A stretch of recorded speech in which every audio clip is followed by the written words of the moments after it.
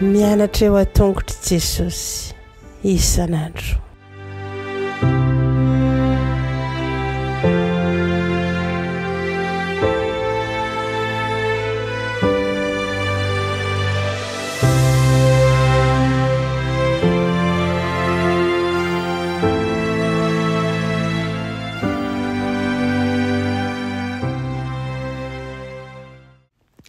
Falomerabantsika tsirairay avindray tonga eto amin'ny famitinana ny lesona fa 13 izay nianarantsika nandritra ny herinandro eny. Minoana fa ansitona lesona lehibe indrindra ny amin'ny tsanganan'i Jesosy tamin'ny maty isika ary nampitombo ny finoantsika fa tena nisy tokoa izany. Alohan'ny hidirantsika ny famitinana ny lesona dia hivavaka isika. Ianay tsara indresan-danitro tolotsaianao ny derany laza ny atsa sy ny voninahitra.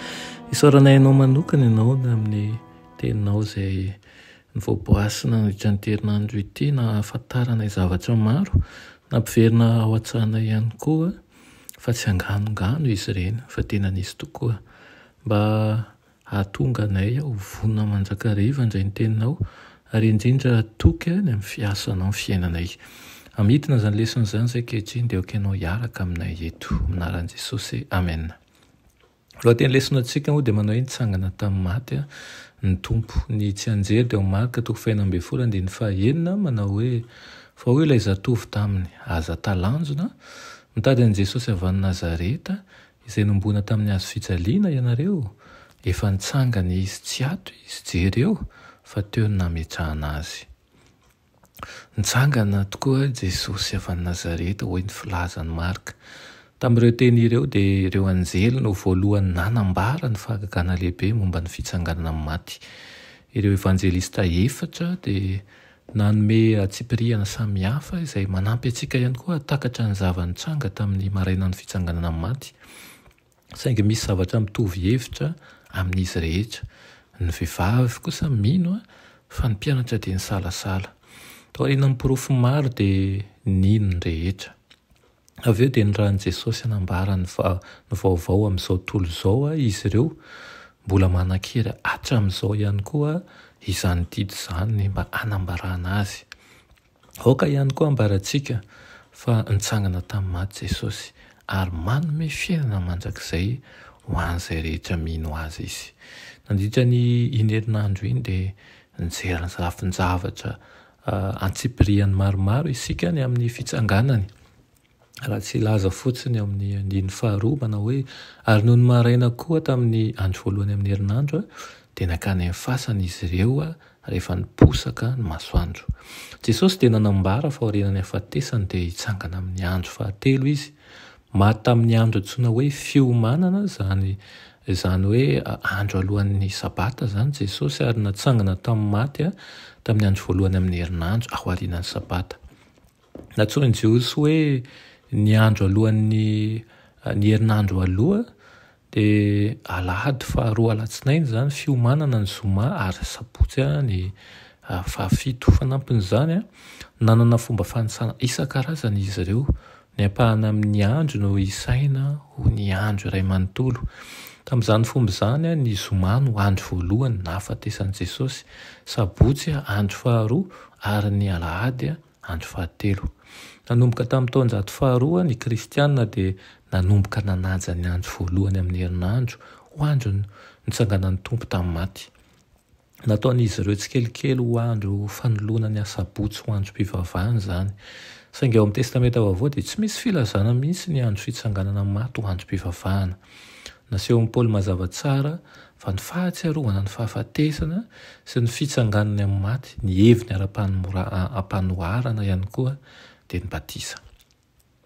Tena zava-misy tokoa ny zavatra nitsanga.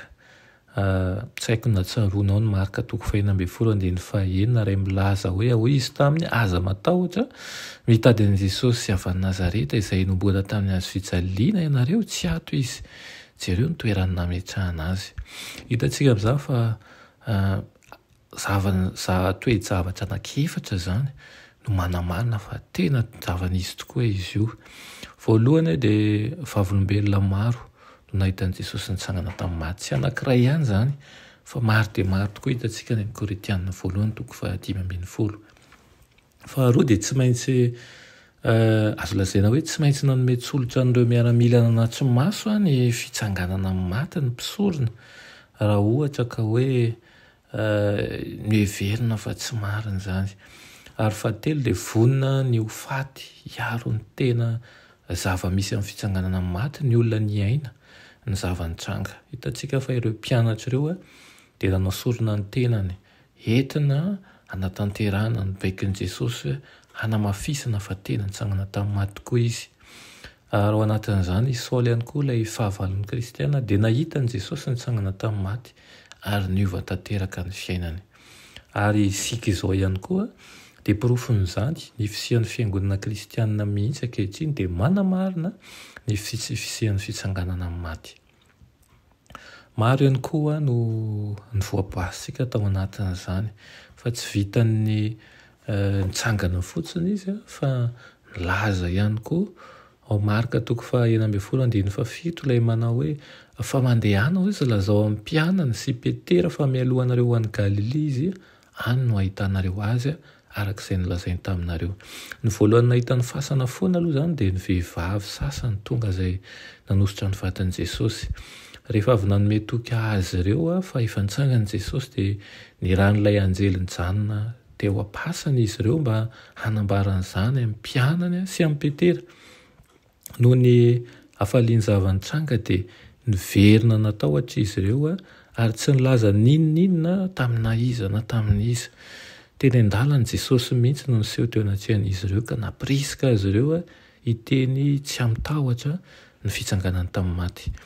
Ny fiainana sy ny fahafatesany ary ny fitsanganan'i Jesosy tamin'ny maty dia tsy zava-mitranga tokony hahatonga ny olona hangina zany. Zao manko ny baikon'i Jesosy manao hoe mandehana any amin'izao tontolo izao ianareo ka mitoria ny filazantsara amin'ny olombelona rehetra. Tahaka ny vehivavy sy ny mpianatra dia tsy maintsy mivoaka sy mitory eny rehetra eny tokoa isika manambara fa nitsangana tamin'ny maty Kristy. Amin'ny afampiraisana an'ireo filazantsara efatra dia afaka mahazo hevitra momba ny zava-mitranga tamin'io alahady io isika ny amin'ireto tsongakevitra maro ireto. Voalohany dia nisy anjely niteraka horohorontany ary namono fasana. Mijanona ho maty ny mpiambina rehefa nahitan'izany ary nakany amin'ny fasana avy tany Betania i Maria Magdalena. Eo avy eo dia nisy vehivavy hafa ihany koa tonga tany Jerosalema ary niresaka tamin'ilay anjely ary niverina tamin'i Jerosalema ireo vehivavy. Tamin'ny fanambaran'i Maria dia niazakazaka nakany amin'ny fasana Petera sy Jaona ary niseho tamin'i Maria Magdalena Jesosy. Niseho tamin'ny vehivavy sisa ihany koa izy. Tsy nino moa ny mpianatra ary nahazo tsolotra ny miaramila mba hampanginana azy. Niseho tamin'i Petera Jesosy ary nandeha nakany Emosy Jesosy avy eo.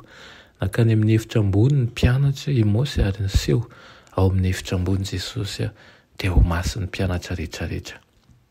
Manambara zavatra maro zany satria misy antony lehibe ny antony nisehon'i Jesosy tamin'izy rehetra ireo. Nandidiny mpianany ny hanara-dia azy Jesosy ary ny fanekena ny fandavana ny filazantsara ihany koa dia resaka fiainana mandrakizay ihany koa na fahafatesana. Tsy afaka mamela na iza ho fato amin'ny tsy fahalalana isika ary tsy maintsy milaza amin'izy ireo ny momba ny mpamonjy. Misy hery manokana izay miaraka amin'ireo mpitolo amin'ny filazantsara ary na izany indraindray Andriamanitra dia mamela ny voan'ny filazantsara ambolena mirasy amin'ny fijalian'ireo hiraka mihitsy aza. Zavatra anankiray no tokony ho hazavaintsika dia izao Jesosy tsy mangataka amintsika hanao an'io asa io samirery. Mampanantena ny fanatrehany sy ny heriny izy tahaka ny nanampiany mpianatra voalohany no hanampiana ihantsika koa hameta ny asa. Alohan'ny amaranantsika ity lahatsoratra Madame White ity no vakiako amintsika ao amin'ny boky Finoana sy asa manao hoe manana mpamonjy velona isika.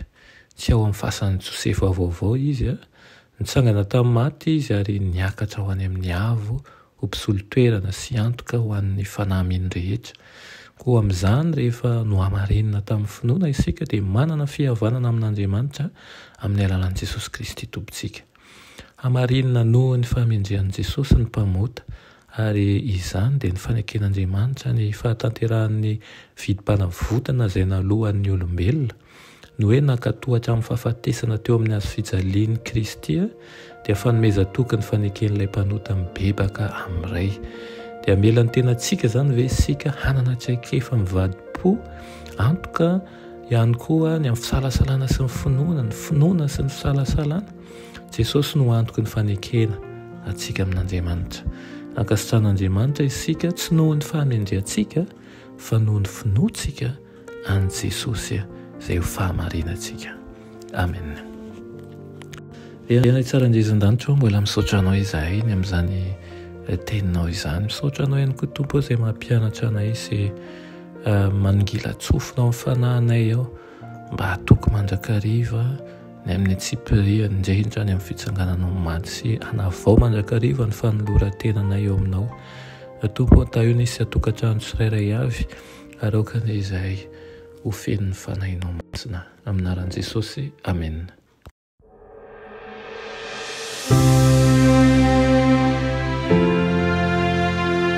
Mianatra eo an-tongotr'i Jesosy isan'andro.